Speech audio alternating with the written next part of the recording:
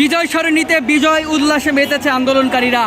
আর গণভবনকে কেন্দ্র করেই কিন্তু এই জায়গায় তারা অবস্থান নিয়েছে। যেমনটি আপনাদেরকে বলার চেষ্টা করেছিলাম দর্শক, আনন্দ উল্লাসে এই জায়গা আমরা দেখতে পাচ্ছি। এবং আপনারা যদি একটু সামনে দেখেন দর্শক, গণভবন থেকে কেউ বা চেয়ার এনেছে, কেউ বা টেবিল, কেউ বা অন্যান্য যে জিনিসপত্র আমরা দেখেছি, কেউ বা রাজহাঁস এনেছে, কেউ বা বালিশ এনেছে এবং বিভিন্ন রকমের জিনিস কিন্তু আমরা গণভবন থেকে আনতে দেখতে পাচ্ছি। এবং পুরো সড়ক জুড়ে এই আন্দোলনকারীদের অবস্থান, কেউ বা ডাব এনেছে। আসলে আজকের চিত্র একেবারেই ব্যতিক্রম দর্শক।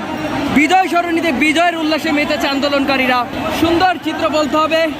লক্ষ লক্ষ মানুষ, কৃষক, শ্রমিক, ছাত্র জনতা সবাই আজকে মাঠে। তারা এভাবেই রাজপথে নেমে এসেছে। লক্ষ লক্ষ মানুষের জনস্রোতে বয়ে গেছে। আমরা দেখতে পাচ্ছি কেউ বা প্লেট এনেছে, আমরা দেখতে পাচ্ছি কেউ বা ওভেন এনেছে, কেউ বা টেবিল, কেউ বা চেয়ার, কেউ বা সোফা এনেছে। এবং গণভবনে আসলে প্রচুর পরিমাণ কিন্তু আসলে ধ্বংসযজ্ঞ চালানো হয়েছে।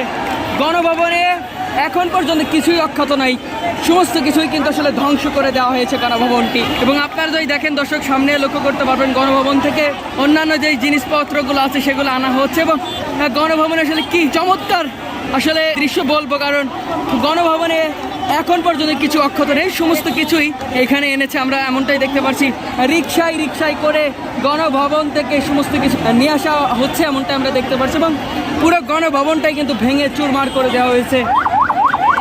প্রতিটা মানুষ কিন্তু কেউ পেয়েছে।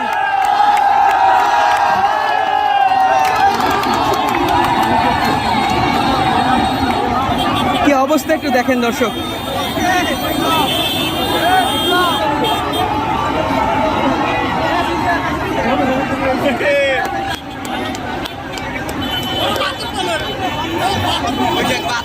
টেবিল চেয়ার সব